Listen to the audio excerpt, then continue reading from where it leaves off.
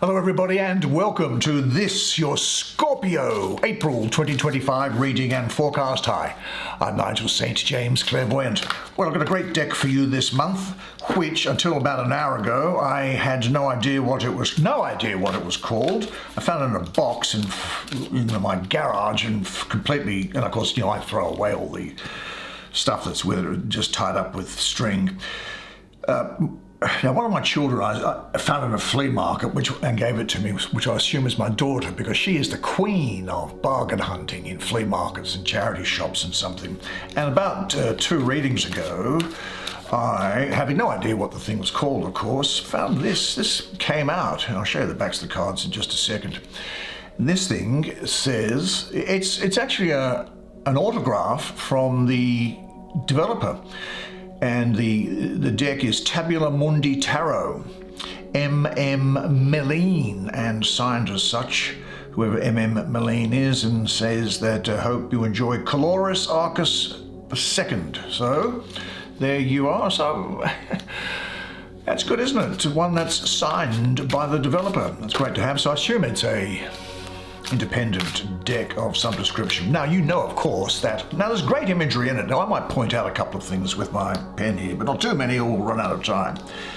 The esoteric imagery. Now, you know that I provide clairvoyant readings to people all over the world via FaceTime and Skype, and if you are interested in receiving a clairvoyant reading as to what's happening in your future, then just check out the information that's in the description, if you're curious. Now, there's another thing. Now, I charge for them. They go for about an hour and a half, maybe sometimes longer, depending on what's coming up. There's another thing which I provide for free, and it is which takes about 45 minutes, sometimes a bit longer, it seems, with a number of people I've been talking to through this channel recently. Hundreds of people from this channel have taken advantage of it, incidentally. It's the spiritual gift of healing. Now, the healing comes through me and not from me. Where it comes from, you can probably put 2 and 2 together. I don't need to spell it out, I'm sure. Now, I can tell you there's nothing special about me in that respect. Clearly, I was just someone who once said, you. And that's my sole duty while I'm here on the planet, because for over 4 decades I've been providing the gift to people to great effect. Now, don't feel shy, because as I say, plenty of people take advantage of it through here. I do it every day. I set time aside each day. I'm happy to do it. I have to do it. And I can't get anything in return for it, you see, so that's why it is for free. And the other thing is this, is that. It might just be, there's a whole range of things which may be of concern to you. Your health, your physical stuff, mental stuff, emotions, what's happening with work, life direction. It's really much an open slather, and everything can be addressed. So let's get it underway, shall we? No ads in this content, so you get it uninterrupted. Show me the magic. Let me what's going on here. Knight of Swords. Good. That's really good for you, that Knight of Swords, I think. Particularly in that first card. Let's have a look. Now, there's the 4 of Discs. It looks like, well, I won't give it away yet. There's the Devil. Excellent. I always love the Devil card. I love the Devil energy too. There's the 9 of Swords next to the Devil. And what's this? Coming out here, and the Hanged Man. Right, well, why don't you come and sit down here next to me? I'll also bring the camera around so that everybody else can see. And you and I can have a good close look at the imagery that's on these cards together. Will the cosmic energies swirl and speak to us both, and I'll do the reading for you. Excellent. Well, let's get into it. A lot of success, power, feeling financial security, but some thoughts going through your mind, and it's linked with this, I'm sure. Let me just show you first the back of the cards. Some people have said they will like looking at the backs of cards. Sometimes if I find an independent deck and it has something which is particularly interesting, then I'll show it, otherwise I'm not bothered. But because the mass market decks often don't have much on them, as you probably know. But I'm going to start with this card anyway here. Mars in Gemini. Now, Mars would normally be a real problem, but it's your sign, so it's your planet, rather. I don't for a moment think that Pluto is your ruling planet, for example. It's Mars, without any doubt. Now, what can I say here first? That the fragility of our era is this. We don't believe that there is a chance for redemption, for a hand to raise you up, for an embrace to save you, forgive you, pick you up, and flood you with infinite, indulgent love, and put you back on your feet, and to extend compassion and strength. But there is such a hand.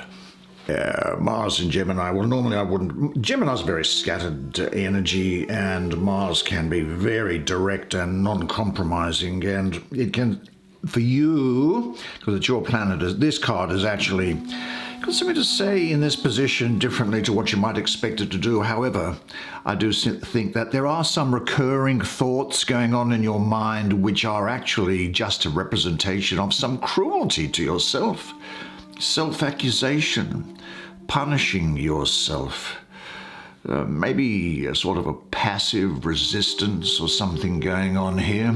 9 represents the cycles. It also represents, mystically, I have an association with the moon, which is down in the subconscious. So it could well be things that are coming from the past. Now, here we are, the 9 of Swords. Well, Swords is, of course, the realm of the mind, but thoughts give rise to feelings, and feelings then give rise to behaviors, don't they? And so your thoughts, which actually I have to tell you, you create yourself. You paint your world with the thoughts. You paint what the thoughts are, and you surround it with words that you create yourself. And you know, the most powerful words, and maybe the most damaging words that you'll ever hear in your life, are the words that you tell yourself. So for some reason, I'm getting an idea of guilt around here, and the messages dealing with guilt for some reason coming up here. Feelings I talk about here. Well, guilt really isn't an emotion, is it? When you're feeling guilty, what are you experiencing? Maybe there's some shame, regret, responsibility. Well, we all know what they are and what that is. But what does guilt feel like? Nobody really knows. You see, guilt really isn't a relationship. Rather, guilt is the feeling that some relationship has been damaged. So it's not necessarily a feeling of responsibility. I mean, you might say to yourself, I can be damaged and it's not even my fault. And of course, damage to yourself is real damage, isn't it? And it's not even your fault. And yet you're the damaged one. So what is guilt? Guilt really is the feeling, I suppose, that you are not as lovable or as acceptable or as respectable as you used to be. Something has happened and you have lost value in the eyes of someone. Now, certainly a person who has been abused or molested, they might think that nobody is going to love them now. And who is that nobody? That nobody might be their husband, their wife, their parents, their future husband, their future wife, because that person thinks, I'm damaged goods. That's really the feeling of guilt, that I am damaged in some way. So it doesn't really help to say to anybody, oh, look, it wasn't your fault. The person may well say, I know it wasn't my fault, but I'm damaged. And all damage is in relationship to somebody, even yourself. I don't like myself the way I used to. I don't like the way I am now because it's different to the way I used to be. Why did I do this? Why did I do this to me? So the guilt feeling is really, why did you do this to yourself? I guess here then you need to identify who has been damaged, which relationship has been damaged, and fix it. But certainly, the idea that you can't forgive yourself, well, that's just self-sabotage. This is also saying that one of the great things about life is that you can start over. Now, with the beloved, there are always new beginnings and special chances, and second chances. The beloved specializes in giving people just like you fresh starts. Now, while you might feel overwhelmed at times and held back by painful recollections or haunting fears, remorse or shame or guilt, then the beloved's power in your present life is not limited by what took place in your past. And when you are governed and manipulated by your painful memories, you allow your past to control your future. You can start now and have a brand new ending. The reason to forgive yourself is not because you feel like it or because you want to see yourself as blameless, but because you limit what you can receive from the beloved when you hold on to your past. Now, the beloved wants to do so much more than you could ever imagine. Forgiving yourself starts with believing in that incredible love for you and accepting that hand and embrace of infinite and indulgent love. I guess the other thing that's coming through here also is that how often do you clutch onto the burdens of your guilt and regrets or another person's violation in your life when you have the option of releasing them? There are many things you need to release in order to experience true freedom. Remember this always, though. Your past does not define you. You are not your past. Your past does not define who you are today or who you have the potential of becoming tomorrow. When you choose to focus on today and all the possibilities that lie ahead of you, automatically, that releases your grip on yesterday. Layers of the past gradually fall away, and you are soon set free. Remember always that you are loved simply because of who you are. Now, this Hanged Man, let's have a look at this. What's going on here? Down there's the sign for water. This is one of those Hebrew letters. That's the 13th letter called Mem. I'm not Jewish, but I'm a bit of a geek when it comes to Hebrew and all that sort of stuff, as you can probably imagine, because it's got a lot to play with the Torah. Now, this represents the waters of wisdom, knowledge, representing both waters and manifestation. It is the ability to dive deep into wisdom. Now, it's said that in every person is the thirst for the words of the Creator, which are the waters of life. Now, an open meme like this refers to the revealed aspects of providence, while the closed meme refers to the concealed part of that celestial rule, but nevertheless still guides all of existence. Now, meme water. Meme also teaches us about balanced emotions, balancing the water emotions of our feelings, and it's also about humility, because water, Humility, I think, is important here, because water is the substance that always runs down to the lowest place, isn't it? Now, I'm not going to spend a lot of time on all the imagery in here because we will run out of time, but you can pretty well take from it what you want. There is, in a sense, a descending of light into darkness. And the waters, this is the end of a situation or a relationship which is stuck, I think. So you'll be letting go, giving up something, surrendering and learning to see in a new way. There is the necessity of breaking through old behavior patterns, which is what you'll do. In a sense, there is a metamorphosis happening where from inside the cocoon comes the butterfly. Well, this person, his eyes open or closed, I can't really see. Person blind to everything which doesn't fit into the closed system of his concepts. And every new idea, every new impulse is ignored or resisted. I think this guy's even lost trust in his own intuition.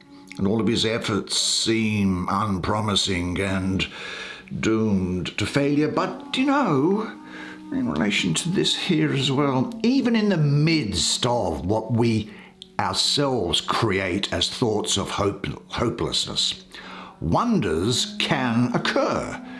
The point has come at which you can no longer avoid seeing naked realities. There really is nothing left but to face up to them and let go. Now, this is very much about losing ties to guilt from past events. And funnily enough, we just spoke about guilt, did we not? I think also here that you have the opportunity to put things right, that there's a redemption going on here, bringing the light onto something. It's now possible, I think, for you to recognize where you are stuck and in which areas of your life things are just stagnant rather than flowing. There isn't anything to do, I don't think. The mere act of you seeing your reality clearly makes this transformation possible. Now, in what areas of your life are you stuck? Are you ready to recognize and let go of your concrete-like thought and behavior patterns? Now, this previous card was speaking about guilt, and funnily enough, it's transferred into this as well. And you need to fix it, either to yourself by forgiving yourself, or some damage that's happened to a relationship where, as a result of it, you don't feel as lovable, acceptable, respectable as you once were. But there is here the chance for redemption and a repair of a situation which, due to this water, I assume, and the signs here, maybe some emotional relationship has been damaged. And do you know what?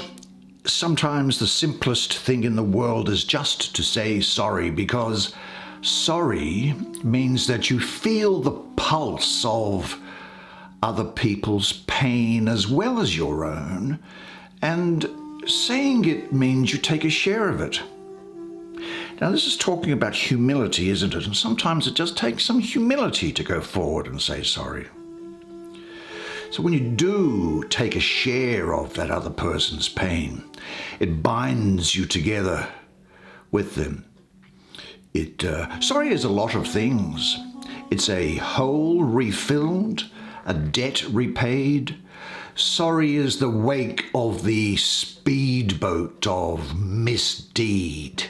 It's the crippling ripple of consequence. Now, sorry is sadness, just as knowing can sometimes bring about sadness, can't it? Sorry is sometimes self-pity, but sorry really is not about you, and self-pity is the suicide of the soul. Don't have self-pity ever. Sorry is really something that you say, and it's for them to take or leave. Now, sorry means you leave yourself open to being embraced, or you leave yourself open to being ridiculed or even to revenge. Sorry is a question that begs for forgiveness, because the beat of a good heart just will not settle until things are set right and true. Now, sorry doesn't take things back, of course. Sorry pushes things forward. It bridges that gap. Sorry is a sacrament. It's an offering. It's a gift. Now, I think that it's now possible for you to recognize where you are stuck and in which areas of your life things are congealed rather than flowing.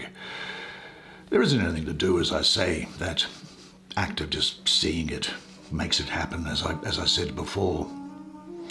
Say this to yourself: I value breaking ineffective old patterns.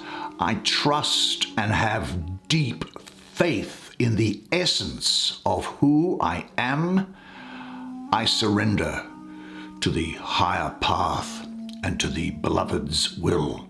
I let go and realize, follow and accept the will of the divine in my life, which reveals itself to me step by step. I want to have a look at that knight that's hanging around up there, because this is showing great forward motion and ability by you.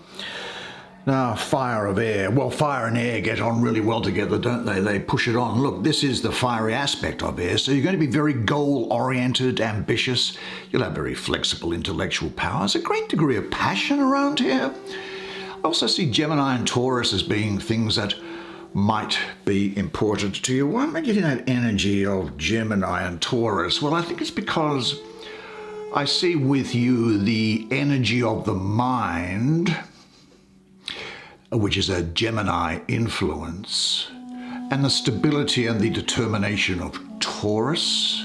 So you're going to be very active, very clever, very skillful, fierce and courageous probably, sometimes unreflective. So just make sure you are aiming before you fire. Now, your strong mental determination is going to be unified with a deep emotional understanding. And I think that only goals which are emotionally charged will be able to stoke up the fires of the passion within you, but your body, your intellect, and your spirit, they will be in harmony and flying alongside of you. There's the clear insight into the problem, probably that we were talking about there, I think, and you working quickly to sort problems out without letting anything get in the way. It's possible that this might be, in some respects, something of a restless period all around for you, where you're trying to get somewhere else, either in your everyday life, in your emotions, or in travel. And it's a time to listen to the head rather than the heart. Restlessness is what I'm getting about here. You may well encounter someone in your life, and this could be this other person, where they go through these relationships where they get together, they break up, they get back together, they break up, they get back together, they break up, and it just looks like a soap opera until one of them says, oh, look, I've had enough of this, I just can't live like this anymore. But you certainly are now in a good position to forge plans, to set goals, and to make them happen. But do you know what your goal is? Write it down in one sentence. And what happens when you achieve it? Imagine how you'll best be able to enjoy your success. Say to yourself, I know my goal, and I know what I am working towards, and each goal is just a milestone on the way to my ultimate destination. Now, underneath this is what? The devil, Capricorn. Well, I like Capricorn for you because your planet of Mars is exalted in Capricorn, so this is bringing about great energy for you. What's this Hebrew letter here? That would be the letter Ayin, which means eye. And, of course, the eye has to do with vision and bringing forth things that are hidden. Now, this letter is actually asking of you to open your eyes and see beyond the physical. The Ayin is meant to take you from dark to light, and it's urging you to break through the walls of limitations in order to see what is not yet visible to you. Yeah, like a number of respects here, I have the feeling here of tunnel vision with you, because this devil is usually directed at some material goal. Now, this can, for you, I think, refer to your work or an ambition or just looking after your own best interests, It's nothing wrong with that. But it does imply that you can accomplish a lot if you are focused, because the devil doesn't get distracted by anything else. The devil is always focused on the task at hand. Now, where is this? Astrologically, here we go, on the Capricorn sign here. Capricorn, of course, is the sign of business, of career, work, success, and social standing. And Capricorns are usually high achievers, are they not? Also getting a sort of a sense of what happens in Vegas stays in Vegas, if you know what I mean. I think the other thing that you might want to look at is whether you have been restricted, and clearly you have, I think, because you're looking at these things here. You've been restricted by some thoughts that appear to be outside of your control, but actually you have more influence over them than you think that you do. Check for anything that's stopping you from growing in life, and in respect of that, I'm thinking of things that you might well be addicted to, which itself can sometimes be work. You understand that, don't you? There's also the need here for you to understand that you have an ambitious side, but to see it for what it is without becoming a slave to it. You'll have a strong desire to compete, to improve, and to win. But do keep a balance between the material side of life and your emotions, spirituality, and other people going around. Look, there's a great degree of, you may well have a great attraction to somebody else, whether or not you do anything about it or not, but I do see a lot of activity in that area. Look, do you understand that you in particular, respectfully, there may well be some people who demonize you, who make you out to be the devil, or just laugh it off and deal with them with humor and lightness and keep your feet on the ground. But this is really digging underneath you and asking you to look at your shadow side and say, do you have some wish or desire that you don't admit to? Say to yourself, I am a vital, joyful, and grounded person. I enjoy my physical needs. Now, whether my problems are real or imagined, I can handle them realistically and with good humor, because I am the captain of my ship. Now, not surprisingly, let's have a look at this with you sorting things out. There's great ambition and focus and everything. Look what you get. You get the sun in Capricorn. The sun in Capricorn, here's this building. Is it good or bad? I don't know. I'm just trying to look at that colour there. I'm not going to go into it. That's the Green Man, but I won't go into all the detail of it, other than to say it's really good for you. This is a time when you have strong foundations, I think, a stability. Maybe there's a tight rein on the budget. You might be being financially cautious and saving for the future. Your interest will be on protecting yourself. Now, the sun in Capricorn, well, the sun energizes the Capricorn earth, and material benefits and power, they are the result. Now, the sun in astrology is the symbol of your dynamism or power, and Capricorn here for you, that's the application of your power in a useful way. Now, unmistakably, I think there is the sense around here that this is a very materialistic card, very much to do with money, with possessions and things like that. But this building, it can also act as a sort of a sanctuary. You might be, before I get to that, you might be interested in acquiring things either because you need them or just because you want to show off to other people. And there's nothing wrong with that, I suppose, is there? But do you know, I think this building can be a sanctuary for you where you can close the door, sit inside it and find your inner voice. But it can also be somewhere where you plan to acquire things. Now, this is also saying that you might be tested not to give away your personal power to somebody else and to work out where and to whom you say no and shut the door on them. Sometimes you need to shut that door and stay within your inner sanctuary so you don't give too much of yourself away. This is speaking of financial material security. It's going to be very important to you, and it's saying that you have solid foundations of it here. Now, you are willing to work for what you want, and you will have confidence in applying yourself to the world. You'll be dependable and someone who acts with integrity, and fortunately, this is coming through as well. There is here the fulfillment of your personal goals and dreams. I think you should just say this to yourself now, because it's definitely true, that I offer my power in the service of love, because then you will receive blessings beyond what you could ever imagine.